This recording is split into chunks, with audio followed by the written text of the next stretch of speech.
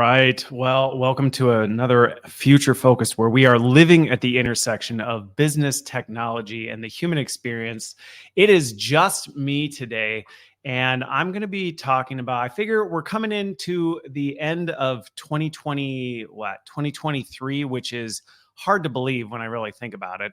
The fact that we're there, and I just am doing a special session on this one to talk about what we can look forward to in 2024. And I'm going to talk specifically about analytics and action learning, which to me is going to be the theme for 2024. But I'm going to talk about how AI is playing a critical role in this. And so as we go through this, I've got a pretty well-structured thing in terms of how I'm going to lay this out. But before I do, I just want to make a quick note that, hey, if you are not signed up for my Substack, I would encourage you to do that, because for every episode I'm creating, and have been for a little bit and will continue, I'm doing a reflections article where I summarize some of my biggest reflections from the conversation, some of the biggest takeaways, all this other stuff. So if you don't have time to catch the entire conversation, you can catch the Cliff Notes version there and then find specific pieces that jump out to you. So that's my Christopher Lind at .substack.com if you're not there. So let's see, where do we want to get started on this? You know, as I look as I look ahead to where we're going, and then also look back, it's still hard for me to even believe we're in 2024 almost already. But AI has definitely been a theme of the year for sure. And so as I take a look at that, I think it's worth reflecting on the journey we've been on and where we are today. Because while for me, I think about it and I'm spending a ton of time in AI, I read a recent report that that's not the norm for everybody. Now, that doesn't come as a surprise for me. I don't know that I've ever considered myself normal when it comes to things, but a lot has changed with artificial intelligence. And generative AI has really rocked the landscape of things, and that's only going to continue. So as I look back over the past, 12 months almost, you know, when we think back to the beginning of the year, we were just on GPT-1 and OpenAI was just releasing this to the public. Very few people even really were aware of what this was or how it worked, all of this stuff. And in less than 12 months, we've jumped from kind of this first generation of generative AI that could interact with you. And if you've listened to other my content, you know, this kind of stuff did not just start in 2023, but it went mainstream in 2023. So for many people, their first exposure to this human interaction with a machine started this year. And it started on this baseline level, which was still pretty advanced, but very quickly we went from GPT-1 to GPT 3.5, then on to GPT-4, and the advanced capability of it just exploded. Then you stack on top of that, suddenly we went from these closed generative AI systems that were still extremely powerful, but were based on, the best data it had from 2021 type of things. So we were kind of doing a reflection back in time, to suddenly it became internet connected, and it could search the internet. It could scour the internet for everything. It could pull all of that into its generative capability and its responses. So we were no longer in a closed system. On the heels of that, we saw image generation rapidly advance. And if you have not played with the image generation capability, generative AI's power to be able to take your description of something and create a compelling visual is incredible. How far it's come from its very early generations, where you would ask it to do something and you would go, I mean, it's okay, I guess. I don't know that I'd use it, to, wow, that is really solid. And I think we still have a long ways to go if you have not played with it. If you ask it for very specific things, it's not the best at that. It can't make iterations as well as other tools and things like that. So is it just replacing things? No, but it's come a long way when you think about the fact that if you had asked an AI machine to create an image for you at the beginning of 2022, the results you would have gotten then compared to what you get now would be nothing even comparable. And then not that long ago, they just rolled out, and I'm specifically talking about OpenAI, but we're going to see more and more of this stuff, was these custom GPTs where you could train a generative AI GPT and give it a very specific set of parameters. And if you didn't listen to the episode I did with Kevin Saras, we talked about the fact that AI, you used to have to tell it everything you wanted it to do. And with generative AI, instead, you have to tell it everything you don't want it to do. So you almost have to confine it because it's so capable. You have to rein it in versus before you had to build all the parameters for what it could do. Now, that has opened up a number of use cases. In fact, I've seen a couple different organizations roll out where you can now pay to subscribe to their generative AI for their HR assistant or this assistant for that. And again, this is what we're seeing in OpenAI, but we're seeing it starting to go main stage in a lot of other areas. Now, I'm not going to get into all of those things because my focus this year is how is this going to change the way people are developing and the way they're growing and why that's so important, because this is going to be paramount as we get into this. Because as we look at this radical change that's happened in the last 12 months, we can't help but stop, or I at least can't help but stop and look back at this and go, so what does this really mean for us? Where does this put us, or where does this take us in 2024 and beyond? And one of the areas that I want to spend a little bit of time that I just continue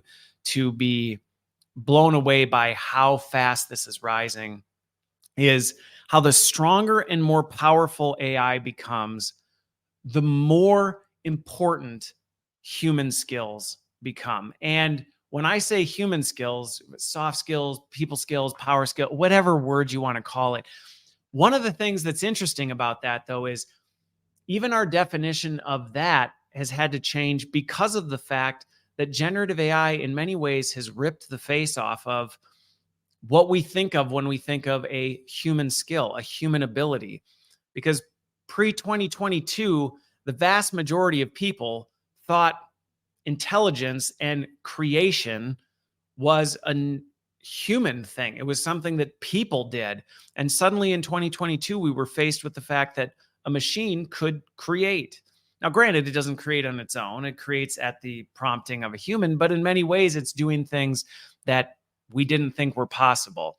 Now, when I say human skills, though, when I look at this, I continue to spend more and more time talking to people who are deep in the field of artificial intelligence and finding that what they're looking for more than ever from their talent, from their people, is their ability to interact with people, their ability to communicate, their ability to problem solve, their ability to collaborate with one another. And those skills are not only, I mean, they've always been important, but those are now becoming the differentiating skills. I was talking with someone the other day who works specifically with VC and PE firms, and they buy and sell technology companies. And one of the key performance indicators and valuation factors for how companies are assessing the value of a technology company is their talent. And when they're assessing their talent, one of the things that has shifted in the last 12 months, and probably a little bit before, but really in the last 12 months, there's been this massive shift, is as they're assessing the value of these tech companies, what they used to look for is how phenomenal are their programmers' technical skills? How good are they at coding? Do you have seasoned coders from, software engineers from the most paramount companies and things like that? That's actually becoming irrelevant. It's not even a factor that they're looking at so much anymore. What they're really looking at now is, hey, how well do these software engineers, do your technical people, how well do they interact with people? How well do they collaborate? How well can they communicate what they're doing? And that's actually becoming the valuation factor for how they're assessing the talent in that. And so it's interesting that a field in the last 12 months that was thought to be immune, many in the technical field thought, hey, we're untouchable. And interpersonal human skills were not necessarily always seen as the most important thing. You didn't get recruited out of Google because of your interpersonal skills necessarily. And now that's becoming one of the biggest things. And I think we're going to continue to see that trend. I'm seeing that trend in learning and development. I'm seeing it in marketing. I'm seeing it in operations. I'm seeing it in finance.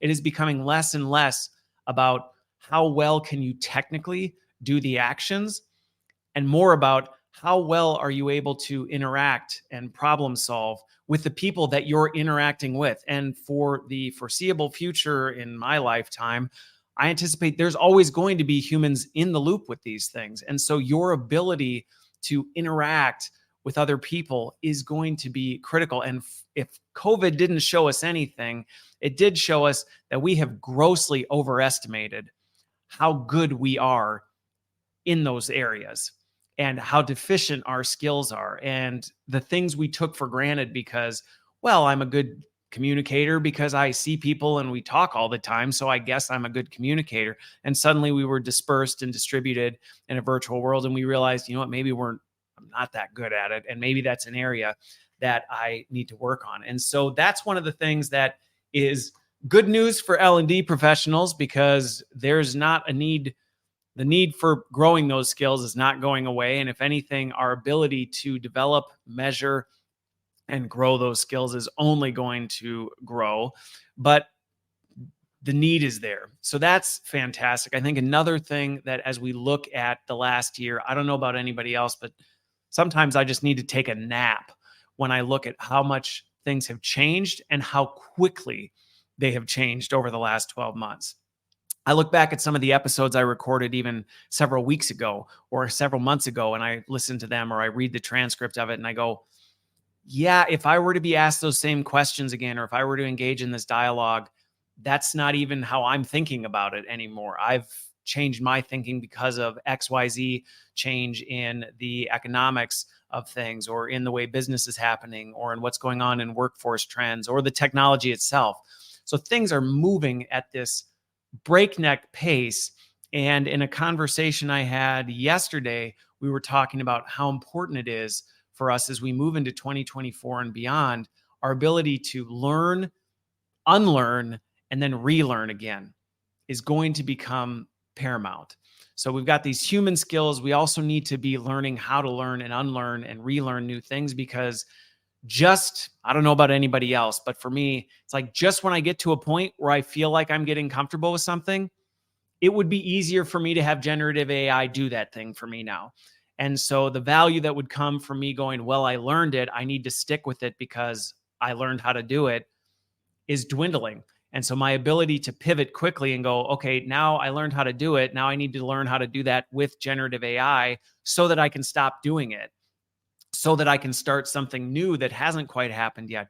It's moving at just a faster and faster pace. And I don't think we're going to see that change as we come into 2024. If anything, I do think some of the regulatory changes that have come in the EU, I think there is a greater awareness to some of the risks that we need to watch out for. So I think we might see some slowdown, but yet at the same time, I've been following what's going on with how generative AI is being trained on mathematics. And if you haven't used generative AI much in the past, or even currently, if you ask it to do math problems, just don't ask it to do your math homework. You'll fail the test. But that's changing. And so there are other areas where it's speeding up and we're going to see it continue to accelerate. So I think that's going to be a really important thing for us is that we don't get too attached, which in many ways has held us back over the past few years as I look at just workforce trends, skill trends, what's been going on in different industries. Our inability to let go of things, to unlearn and then reconstruct very quickly has actually been one of the greatest inhibitors to business performance, to people's success, even just their overall well-being. I see a lot of people death gripping to things that it's like, just let it go. You're holding on to a boat anchor while trying to tread water. Just drop it. You'll be better off in the long run type of a thing. So, these people skills, these human skills, our ability to learn and unlearn, to me, the pace is just going to pick up in how we do that. I think something else that is going to be a huge driver as we move into 2024 and why our ability to think about analytics and action learning is so key is consumer expectations are rising. So as people become more and more familiar with technology that is meeting them where they are, and when they aren't getting what they need, they can simply ask and they get a better version. It may not be exactly what they need, but it's closer to what they need. And if it's still not right and they have the time, they can ask and they can get yet another version that's even closer to that. Personalization and the demand for people to be able to get what they need in a reasonable time frame is going to continue to rise. People are going to expect that from everything, whether it's their shopping experience, whether it's their work experience, whether it's the way they learn, whatever those things are, we're only going to continue to see that grow. Now, that could sound overwhelming. And going back to my previous point of, if you're one of those folks that's still wrestling with this, how do I let go of the boat anchor while I'm trying to tread water? This will be an area that potentially will drown you, because of the fact that it is not unreasonable for people to be having these expectations. So for people to expect that, well, I no longer just want to consume content like this. I want to be able to consume it and get the Reader's Digest version, or I want to be able to do this. The technology, if you're leaning into it, is able to support it. And so if you're trying to do things in legacy or analog methods, the rising consumer expectations will crush you. They may not in 2024.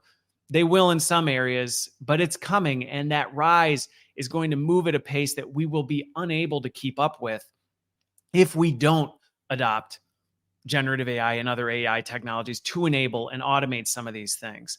And so that's something that we're going to need to keep really keen on and really close to, which is what I'm going to talk about today. I'm going to get into some of these paths that we can take specifically around development and what that looks like and how learning can be affected by this, which I know a lot of my audience is learning professionals, but this is something that's going to be relevant to anybody, because development is going to be the differentiator in 2024 for anybody, not just a learning and development professional. If you're a professional in any field, doesn't matter if you're one of the leading experts in your industry, your personal development, your ability to grow and learn is going to be your differentiator in 2024. And one of the things I anticipate we're going to see is the folks who lean into development, the folks who learn well and adapt and unlearn and relearn well, are going to be the ones who start to rise to the top.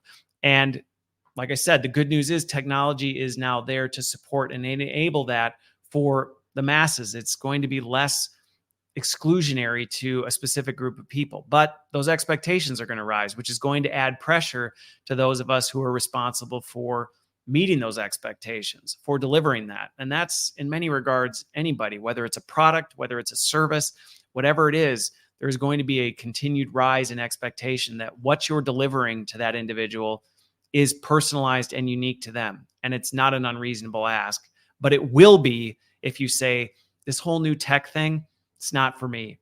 I want to just stick to the way I'm doing it. You will not be able to keep pace. Going back to this, one other thing with this in terms of the pace, I just really want to hit home the pace piece, because I still continue to encounter folks that are just resistant to change. And that's not unusual. I think there's still a large majority of this. You know, I look at the report I read that said, I think it said over 90% of people are only using generative AI products more than once a week, or no, are using it less than once a week. So less than 10% of people are using generative AI products on a multiple times a week basis.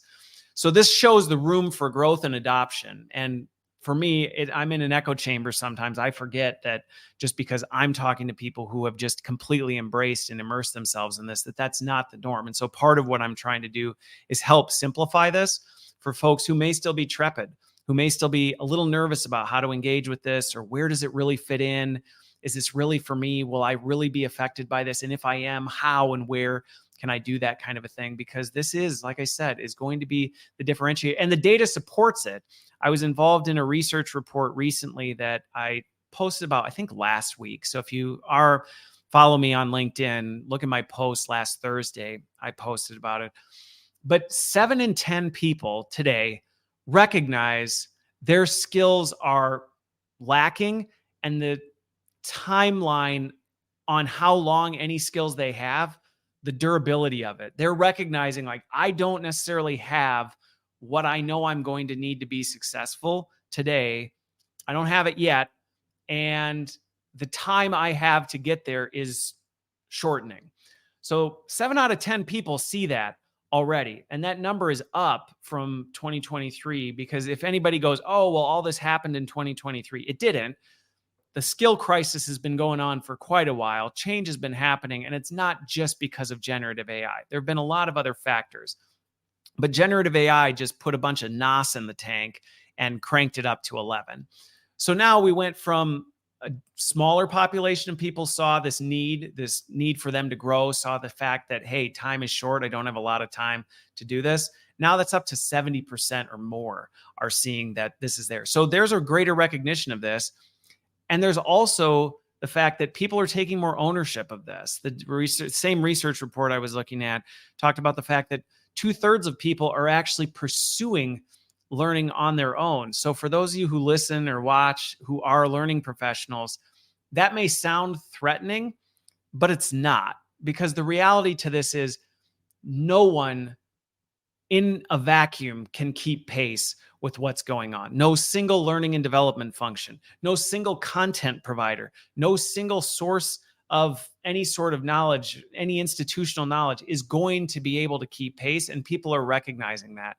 So what we need to do with that one is, rather than trying to fight for market share, we need to just recognize that the dam has broken, the tides have overflowed, and right now, as we move into 2024 and beyond, we're just going to need to all kind of hold hands on this and go, hey, how can we just do everything we can to not only tap into what's available, we're still going to have to create some of these new things, but also going back to my earlier point of the importance of learning, unlearning, and relearning, people are going to need help to know how to do that well, because it's not just about, hey, how do we make sure people get the information they need and translate that knowledge into skill, which is a problem and a challenge in and of itself. But now we need to help people know, how do you do that? How do you do that faster? Then how do you also quickly identify, when do I need to scrap this and start transitioning? How do I quickly forget what I learned and then take some of the durable nuggets from that, then reconstruct it into something else? And that's a whole new set of challenges. A conversation I had, I think, over the weekend with someone, we were talking about this, that, we saw some of this in the Industrial Revolution as, factories were standing up, industrial processes, the assembly line, all these things started happening.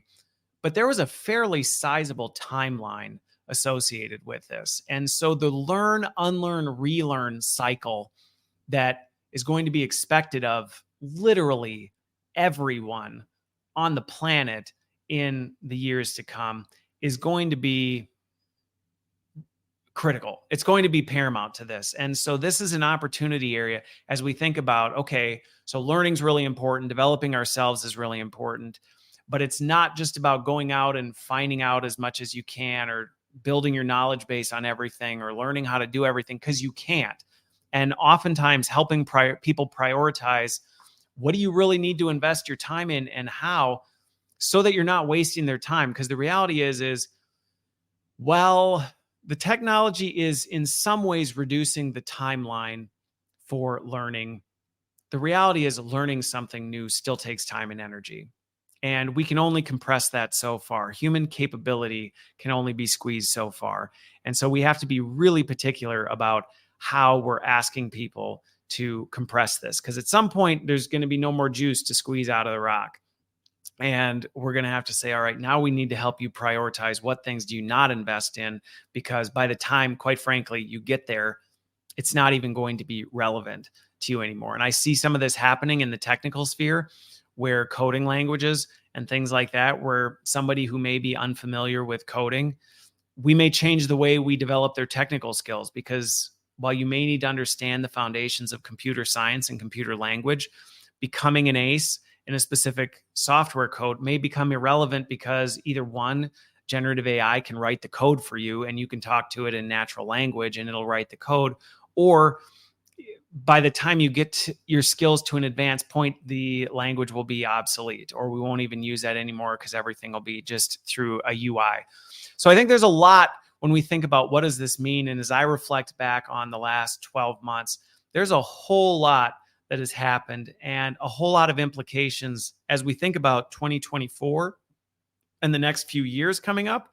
But as a father of 7, I've been thinking a lot about this in terms of, what does this mean for the next generation that's coming into the workforce? We talk about the generations who are in the workforce now and the fact we have one of the most diverse, I think it is the most diverse workforce generationally that we've had in human history.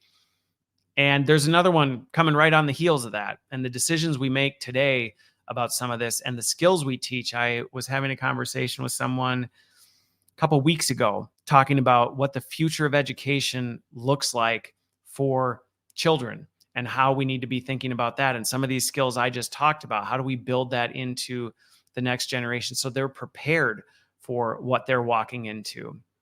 So again, follow my stuff. That episode will come out, I believe, at the end of this month, kind of the implications of AI and the future of work on the next generation. So that'll be coming. But let's transition over to really zoning in on learning. So let's talk about where is generative AI going to have an impact on learning? And some of this is going to be what choices are we going to make about the paths that we take? And the choices we make are going to be really important as we move into the future. So if you're a corporate learning professional, some of these choices may be the difference between staying relevant and being durable in economic uncertainty and not. But the implications are big on your employees as well. So there's a few paths. The biggest thing I will say to anybody, whether you're a learning professional, whether you're anyone out there, I see a lot of people still asking the question, where can we do AI? Where do we apply the generative AI, or what's a thing we can create and use generative AI to do that? And I would actually encourage, as I talk through the rest of this session and just think forward about it, we need to stop thinking about like, where do we spin up AI to do a thing, and more about what are the things that are most important for us to accomplish? Where do we need to be spending our time and energy? And then where does AI intersect with that?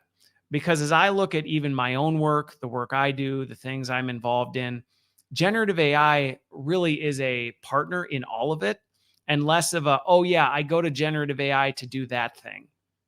I don't have these compartments where I use generative AI for this or that. I actually use it alongside everything I do. And so as I speak to learning professionals or people who are focusing on their own development, you should be thinking about it the same way. So as I look at the pathways, I'm going to talk to kind of the L&D folks for a minute here.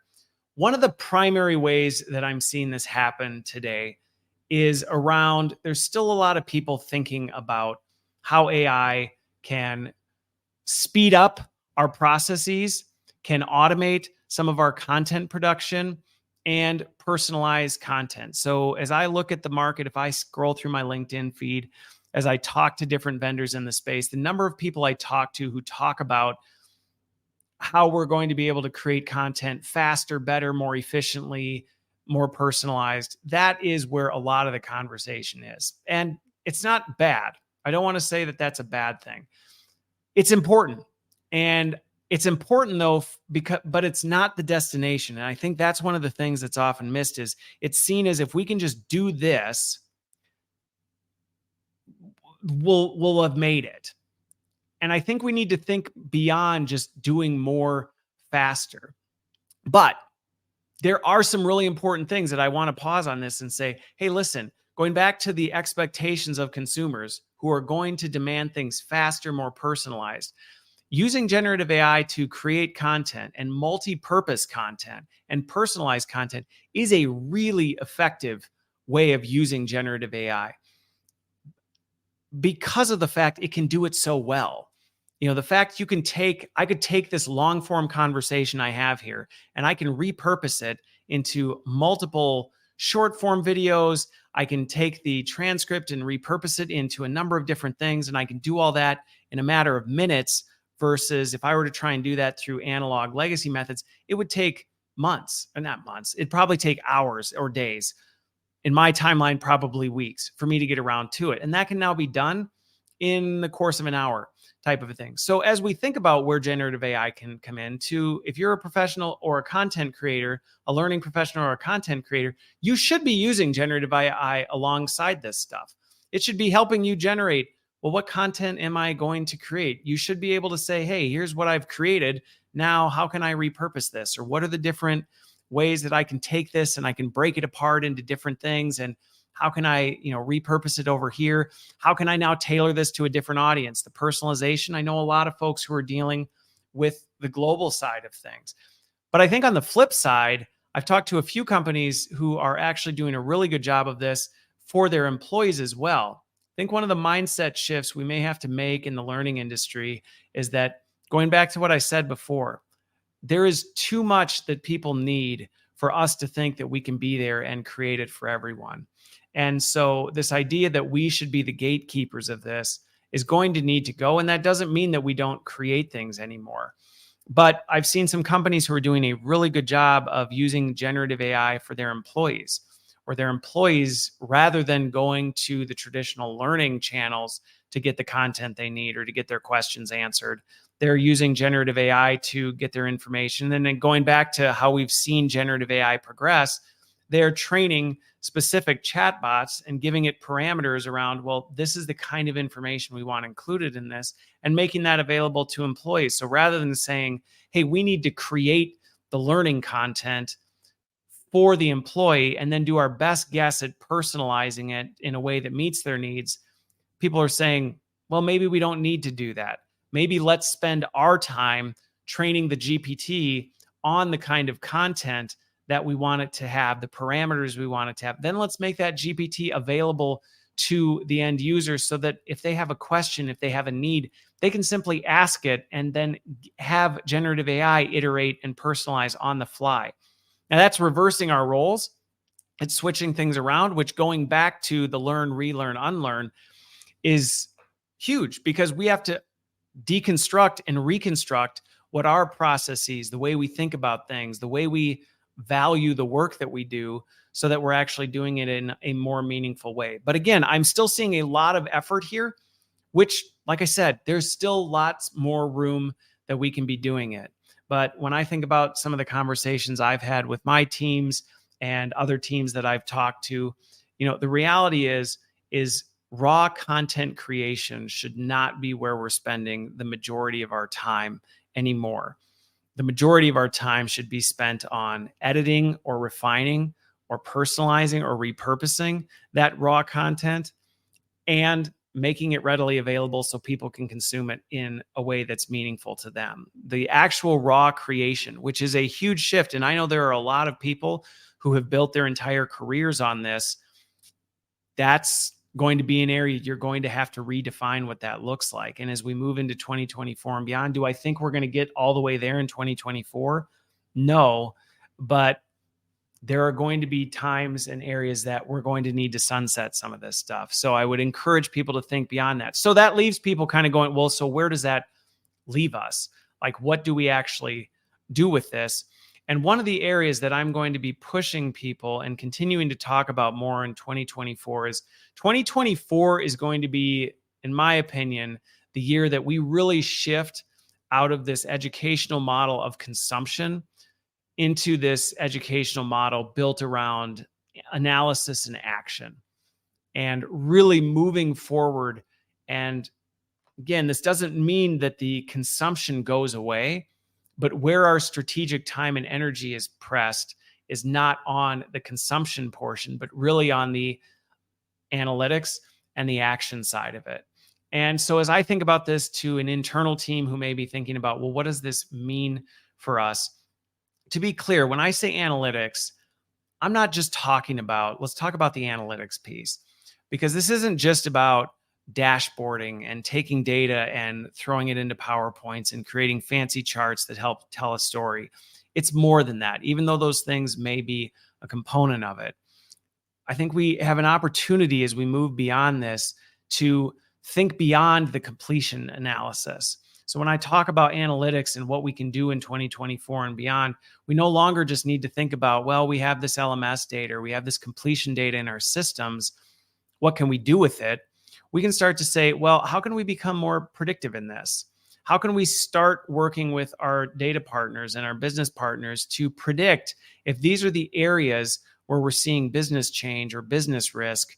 What are the behavioral skill components associated with that, so that we can get in front of and become more predictive. Now, granted, going back to the consumption content creation portion, this is very dependent on our ability to make this transition out of a consumption focus into this predictive analytics and action focus. Because if we don't free up our time by using generative AI to free up some of that mechanical robotic work, we won't have the capability to do this. But if we do, we can begin using generative AI to help us think about what are the business problems and using generative AI to ask questions about that data. What skills might be associated with this? What behaviors might need to change in an organization? If this is what we're trying to do in 2024 as a business, what things might we need to think about? And then pull some of that business data in to say, well, where are we lacking today in terms of these skills? So we actually have an opportunity. I don't know about anybody else who's been in the learning field or, but we often have felt like the tail on the dog with this. And as I look at what we can do with generative AI, our opportunity has been there for a while to move into the forefront and to become more on the predictive side. But now more than ever, it's there. Practical use case, though, on the analytics. Somebody asked me the other day, how do you see using generative AI for intake and analysis? So one really practical example that I've seen that I think more people could be doing today, granted, depending on where your org is, but even Zoom now. If you haven't seen Zoom, it has an AI assistant that transcribes, and there's an AI assistant on all of this.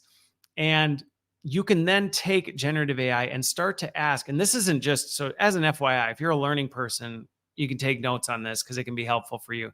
But even if you're not, this is an area where going back to how are you spending your time on the more strategic things, most of these virtual meeting tools or anything where you're doing this is now capturing a transcription, and many have an AI bot that can summarize some of this stuff. But there's also an opportunity to go beyond this. So I was talking to a counterpart CLO in another organization, and one of the things that I was recommending that they did was for all of their intake calls, they should be recording those. And whether they have an AI assistant on the call or whether they just record it and then take that video and get the transcript from it through some other channel, they can then input that into generative AI to ask specific questions and prompt it and ask generative AI to help make sense of that conversation. And I know this may feel foreign to say, well, I've already got it. I was in the meeting. What do I need generative AI for?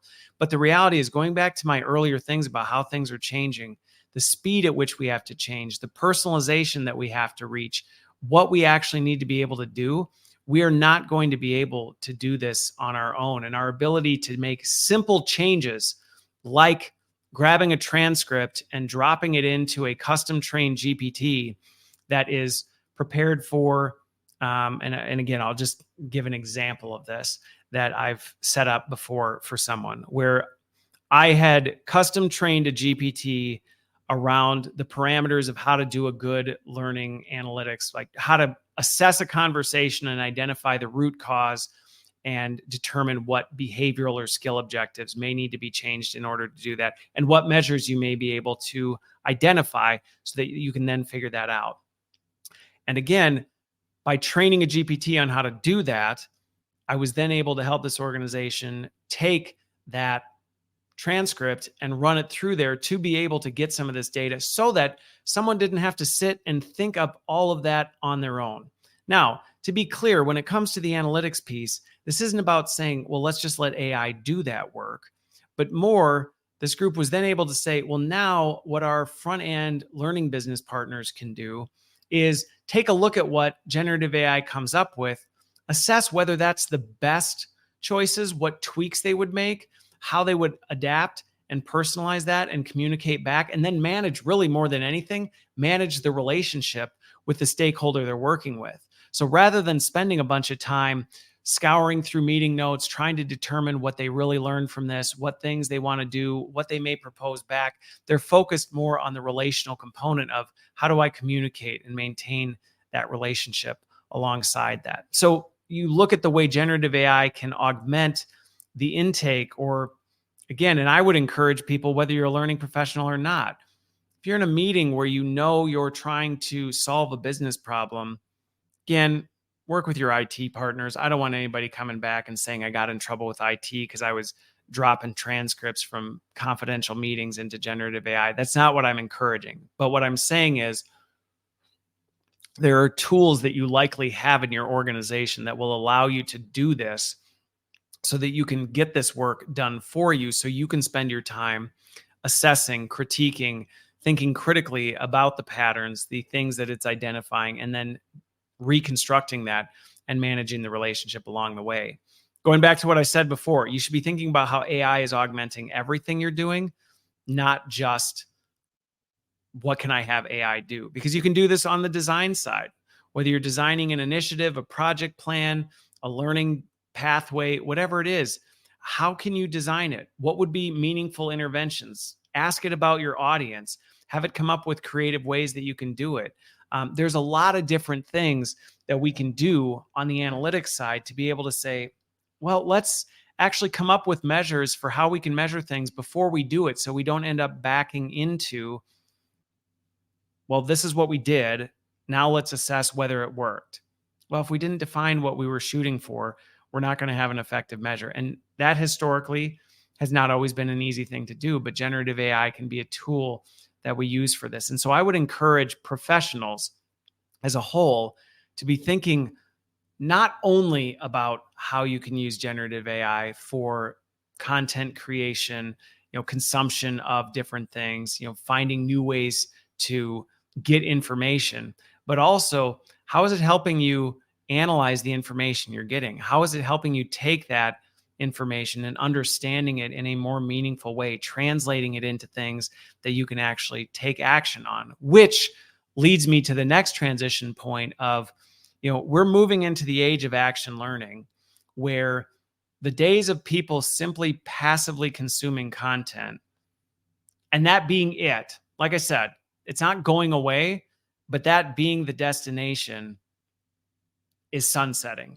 And we have a unique opportunity to say, you know what, there are more opportunities now for us to scalably offer people the ability to put their learning into practice and get feedback on it is like it never has been before. Now, on a basic level, on an action learning standpoint, interactive content, I anticipate, is going to be something that we're going to see happen even more in 2024 and beyond. And to me, this is the very baseline level of action learning. I think back to several years ago when I talked about what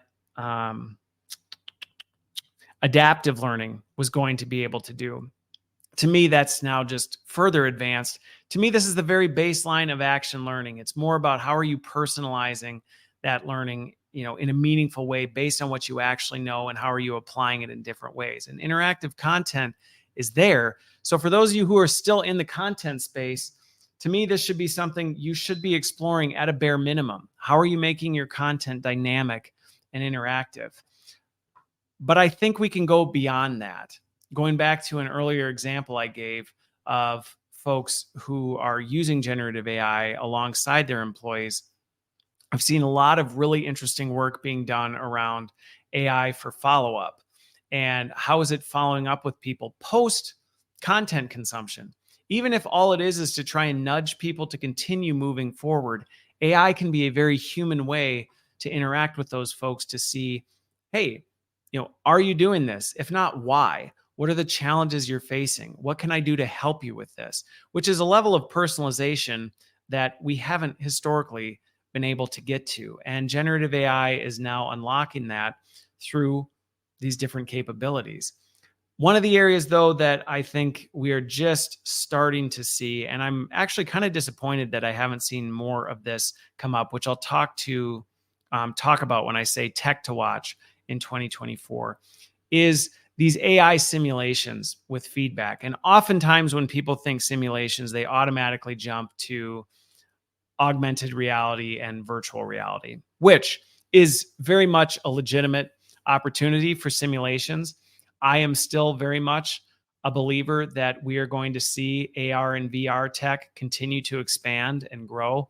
It is a extremely viable and legitimate opportunity to put people in environments where they can practice their learning and apply the learning and get feedback on that in a safe environment where there is little to no risk to what they're doing. And so as I think about that, that is going to continue to rise. I think that one's moving a little bit slower. We don't have the tech, the hardware where it needs to be yet. It is maturing. The X-Real AR glasses, I've seen those. They're pretty sweet. The Apple Vision, the Meta Quest 3.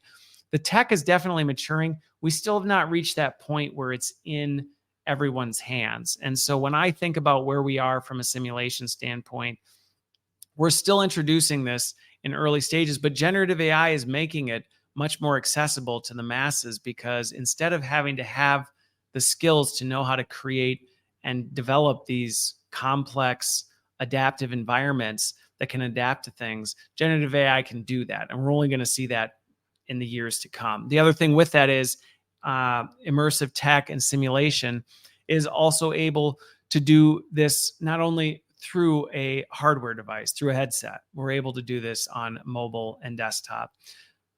But I think the bigger point is we should be thinking more about how are we creating more opportunity to simulate things. And one of the big areas for this is, even in going back to what I said very early on, our ability to interact, communicate, and collaborate with other human beings is going to be critical, and it's only going to become more critical as we advance in the digital age.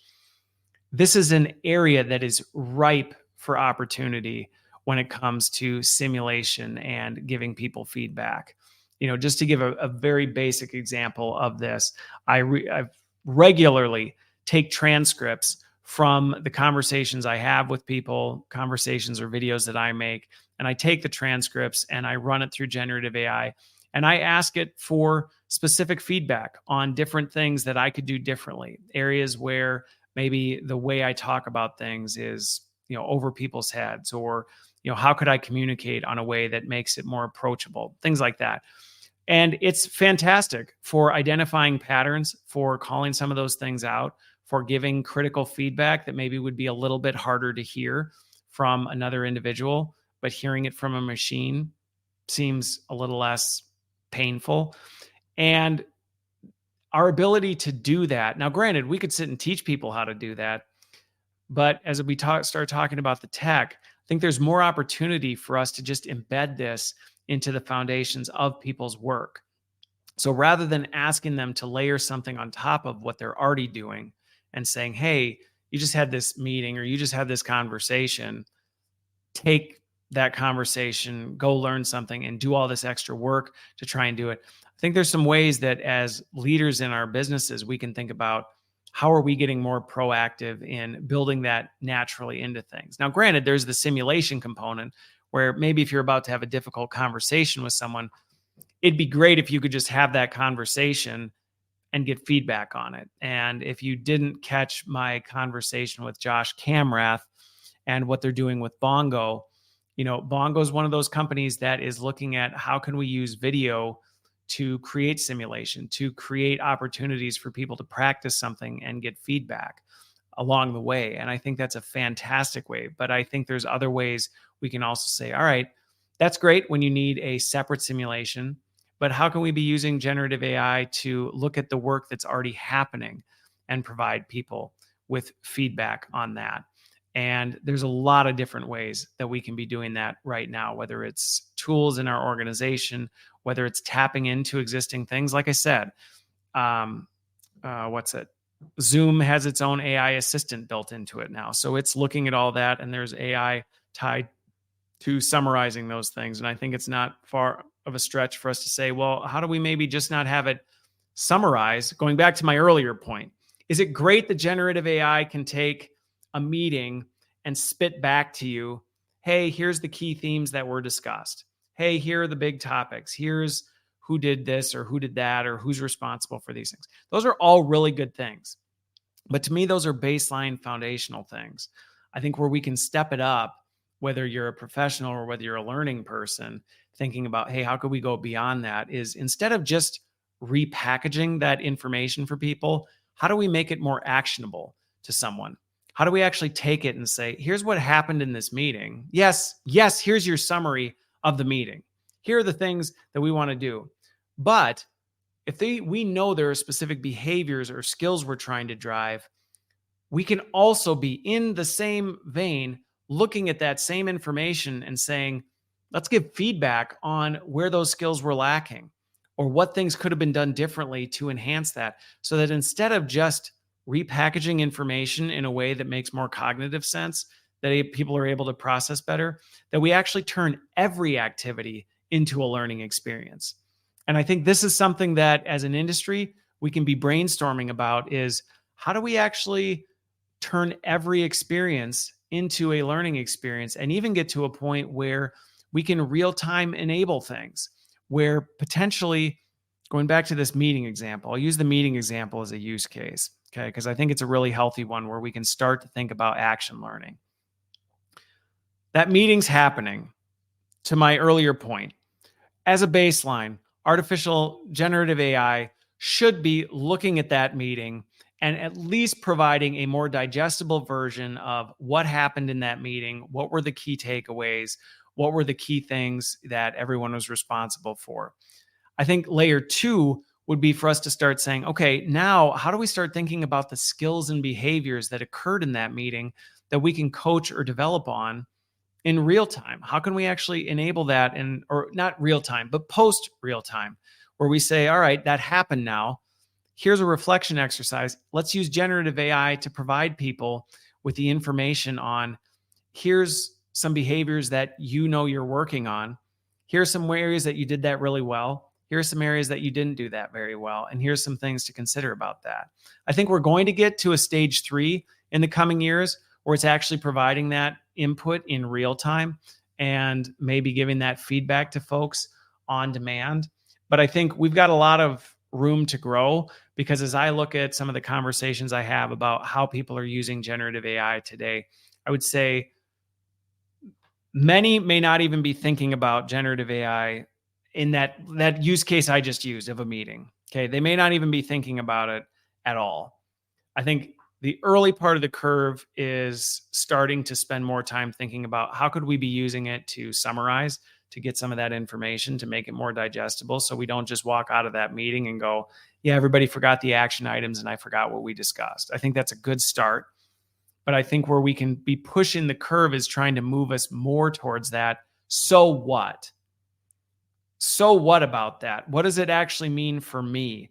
What should I do in response to this? How can I be growing as a result of this meeting or this interaction that I've had with people? What are the opportunities that I have based on the way I interacted with people in that meeting? And all of these things may sound, for somebody who's listening who may not be super close with what's going on in AI, all of these things may sound like science fiction, but they are all real things that we can be doing, if not today, next year.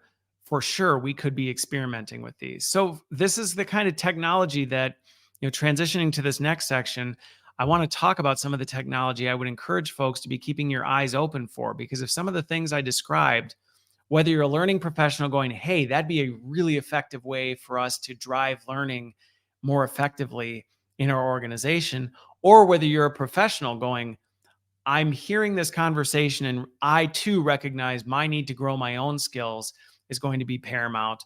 Things are moving faster. I need to figure out how to be more efficient I need to do all these things. So what can I do?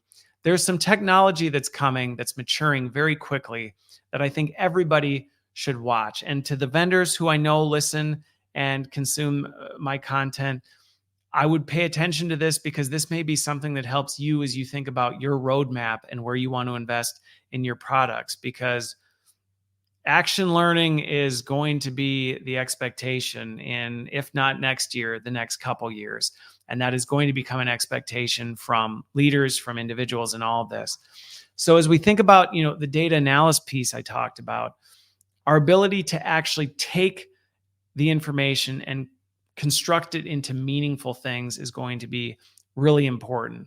This still continues to be an area I see as a laggard in terms of technology tools out there. Tools that are actually, it's still very reliant on people knowing how to interact with generative AI and how to actually ask the right questions and prompt it and know how to, let's say, as an example, I experimented with this over the weekend, created a data analytics GPT where I trained it specifically on the way I wanted to think about analytics, the things I wanted, the kinds of insights to look for, how to pull that together, all those different things. It's still very dependent on the user. I think for tech companies out there are a handful of them that I think are doing a good job of this, but not many that are actually going from dashboarding and, hey, here's all the information, and putting that in the hands of somebody and expecting them to do something with it. I think there's more opportunity for the technology to do that for us. Again, I'm just going to give this warning. It is not that you're letting the technology make the decisions about that data. It's that it's presenting you with multiple options of what it's finding in the data so that you can make more informed decisions and have confidence behind those decisions. Like I said, I can probably count on my one hand how many tools I've seen that I think are doing an exceptional job in this. I think it's an area that we're going to see continue to grow and rise, especially now with the GPT capability, where we can actually train specific GPTs on a type of thing. I want you to do this. These are the specific parameters. This is the way I want you to do data analysis. These are the kinds of things that I want you to do. I think there's a lot of opportunity there. And this should be something that every professional can be looking for. If you're a consumer, if you have not played around with OpenAI's GPTs, I would encourage you to do it. You can actually create a GPT that can help you be better at analyzing data for whatever it is you're analyzing that data for personal, professional, however you want to use it. It can be that thought partner. Interactive content. I think we're going to see some more of this.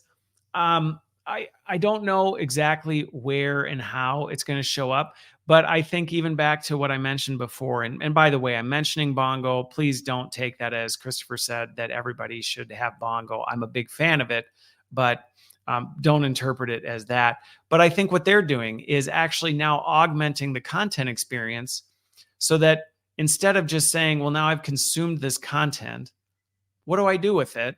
It's actually giving you a channel for people to go do something with it.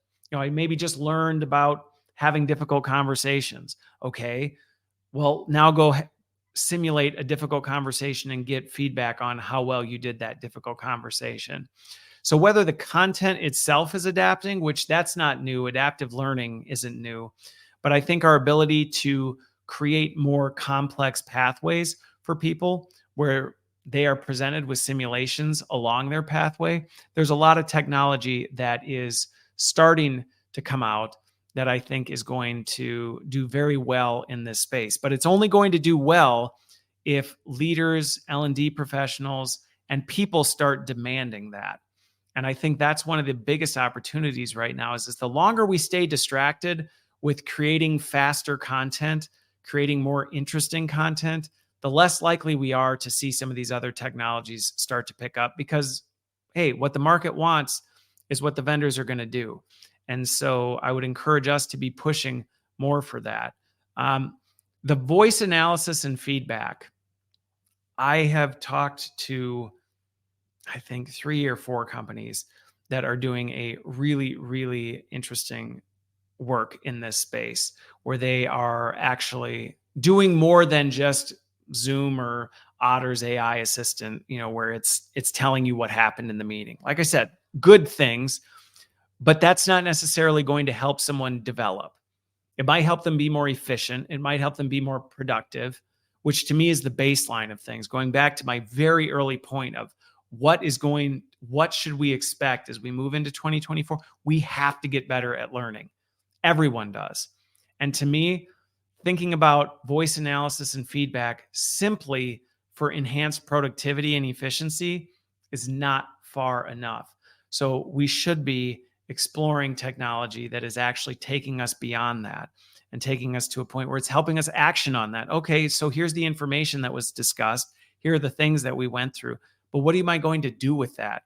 And how could I have approached these things better and turning these things into action learning? And like I said, there are a couple tools out there that I've seen. I'm not going to share, But if you want, you can ask me, separately, and I can talk about it.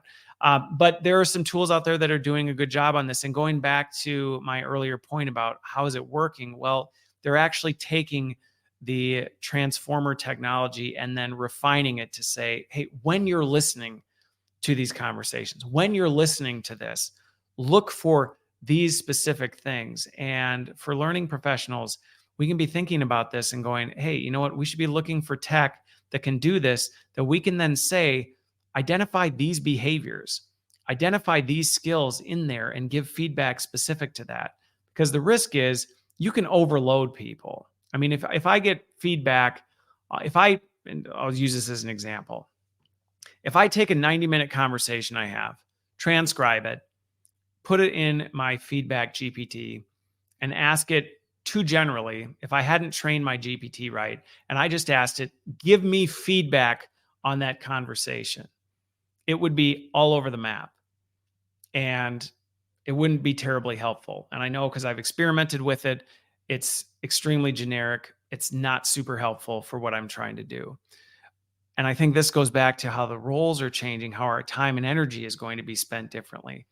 I have taken time to think specifically about the behaviors I want a GPT to look for in a transcript, the kinds of interactions that are happening, the kinds of different skills that I want to be built in there.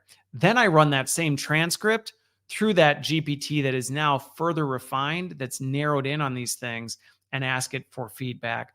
And its feedback is far more meaningful. It's far more beneficial. And it can actually zoom in on the skills and give me specific things. So I have one in particular that can look at the transcript and then tell me specifically what skills are good and bad, what things I could have done differently, and then actually can come up with an action plan of what are some things that I could try in the next conversation I have to improve those skills.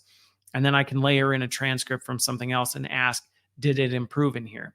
And now, granted, this is me thinking about this and having to do all this work independently and knowing how to create GPTs, how to train GPTs, how to build all these things out. But this is something that I think we can begin to expect. And I will put pressure on the technology community to say, these are the kinds of things that we should be thinking about. Not just, hey, how do we make our LMS serve up content that is more relevant? I mean, that's fine, but I think that's not going to do enough as we think about how are we actually going to help people build skills at the pace in which they need them to stay relevant, to stay ahead, and to be able to be successful. Now, like I said, I'm still talking to a lot of the immersive tech folks that I know over the years, and I think this opportunity continues to rise. I know I still face a lot of skepticism about this one, where people still go, is that really going to become a thing? It is. I don't know that we're there yet, but to me, this is one of the things. Now, could there be a complete pivot in the way we think about it? That one I'm still on the fence about. Will it actually be these giant devices on the front of our face? Maybe, maybe not. The technology and delivery mechanisms may change dramatically, but the ability for people to go in and simulate some sort of environmental, some sort of situational thing in a way that is meaningful, and to be able to, again, train the AI to look for specific behaviors, look for specific interactions, and be able to identify those patterns and then give people feedback and development on that. That to me is where we really should be investing and focusing our time and attention. Not that we necessarily have to do it all right now, but just to give completely separate from learning. I had a conversation over a couple weekends ago with the CEO of a healthcare company. And this is not related to learning, but I think it hopefully illustrates some of the possibilities that we likely are overlooking right now with technology because we're still thinking about things in a legacy way. So I was talking with this CEO who, what they had discovered was your cough is extremely effective at diagnosing respiratory diseases. Sounds mind-bending that the way you cough, simply by your cough, they can detect They're targeting, they have, I think, 3 diseases now. They're going to be up to 20 in the very near future with a degree of accuracy that is actually more consistent than traditional testing. And as we think about that, there are so many things that we don't understand the patterns in everything we do that can be indicative to things that we humanly do not have the capacity or the capability to identify. And this is where we can start to be thinking about AI to layer onto this to help us with some of these things. And as I look at what people need to be able to grow and develop, to stay relevant, to stay ahead of the curve, we have to be thinking about this on this level and thinking about how artificial intelligence can help us identify those patterns in people. The conversations we have with people are riddled with data that we're missing. The interactions we have via email, via meetings, via whatever, our text messages, all these things are rich with patterns and details that give us insight into the skills and abilities that we have that go missed. They go overlooked. And it made sense in the past because there really was no efficient, effective way to do that. And there was no humanly possible way that we could look at all that data and make any sense of it. But the reality is we can now.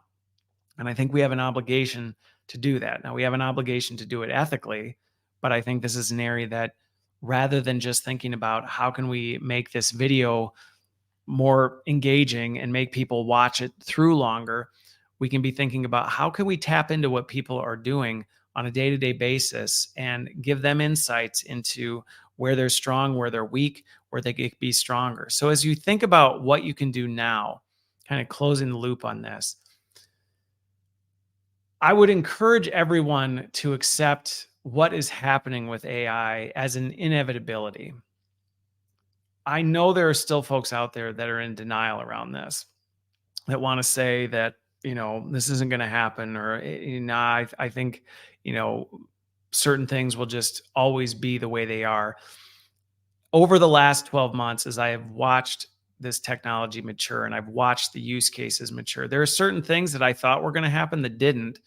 And there are certain things that are happening that I continue to be impressed by. And one of them is, if anything, the more I watch AI advance, the more I see how imperative the role of people are in this.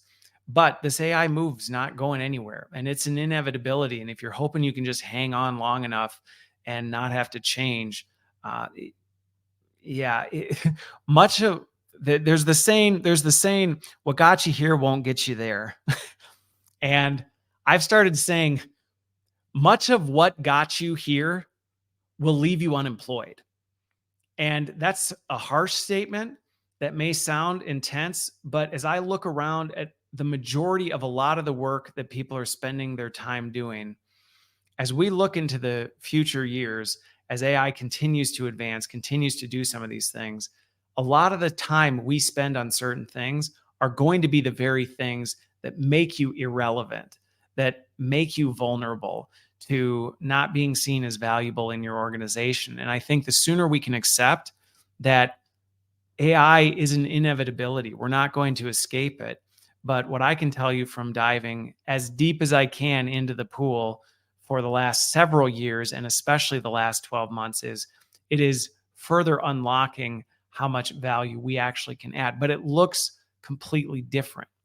And that's why we have to be able to learn, unlearn, and relearn things at such an exponential pace, because what got you here that might leave you unemployed might change in 6 months. And so something you learn that may be here's a good example of this. Okay, here's a really good example of this. There was this big boom as generative AI came out about needing to teach people prompt engineering. Okay, and this was one that I remember when the boom started taking off, I went, nope, this is not going to be a good use of time.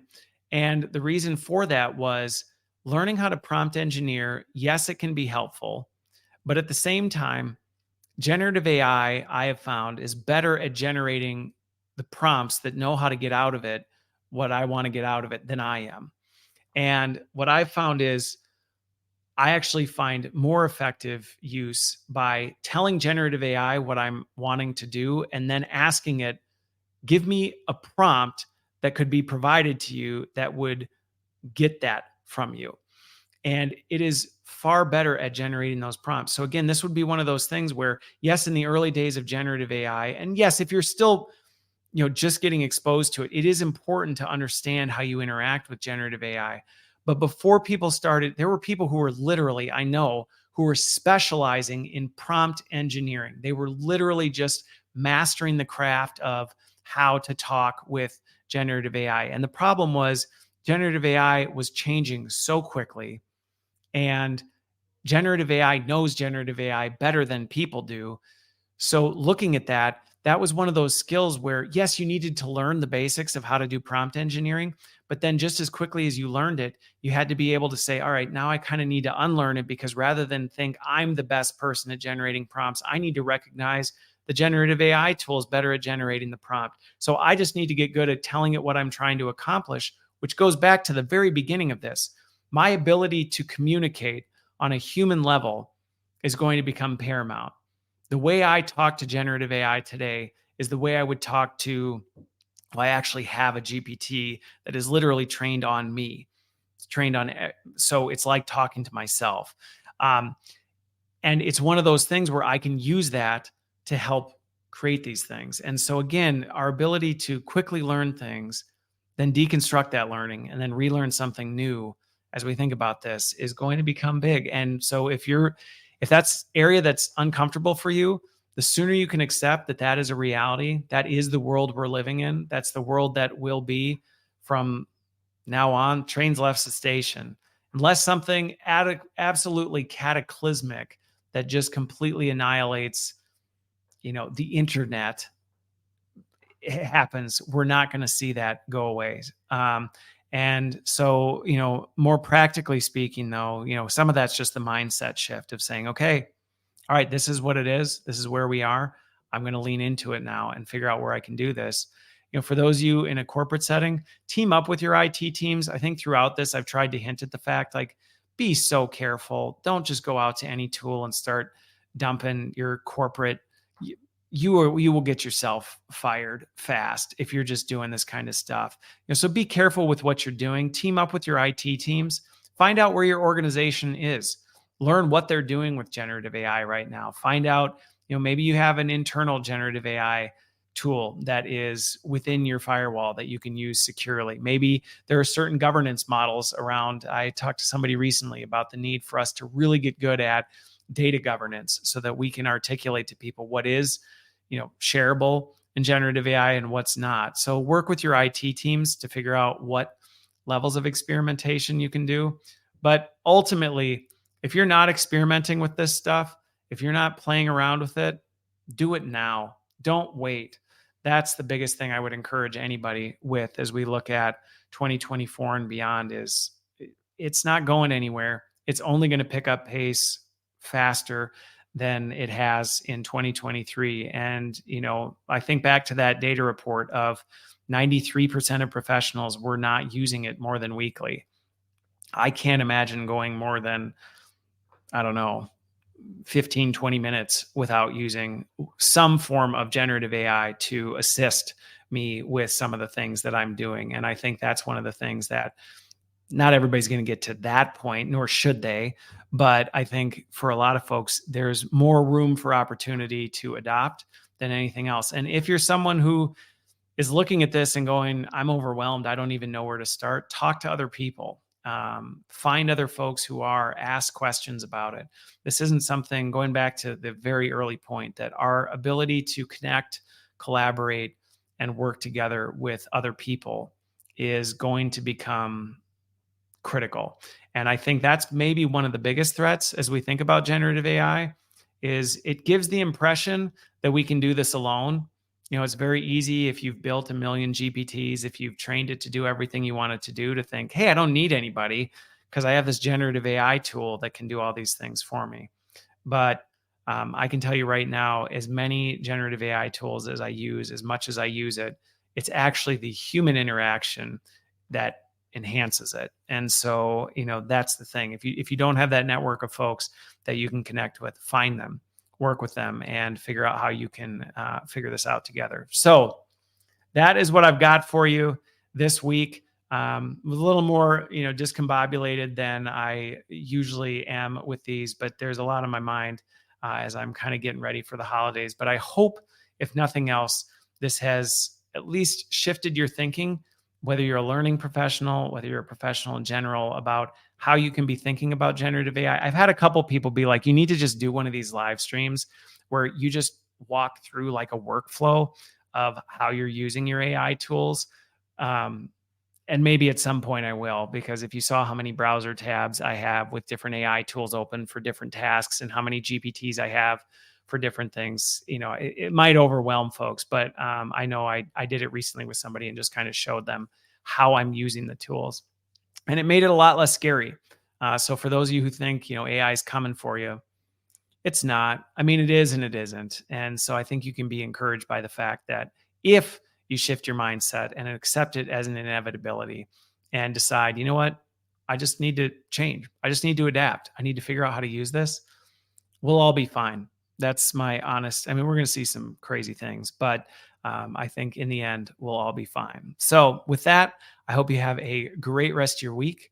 And I will be back next week. Just as a heads up, next week, I've got, speaking of analytics, next week I've got Mikkel Warnu from Tech Wolf. He's joining me and he's actually bringing a customer alongside. So there will be three of us and we're going to be talking about, on the topic of analytics, how we can be using generative AI for analytics and the power it can have in helping us identify the skills in our organization and make it actionable and actually transform the work we're doing.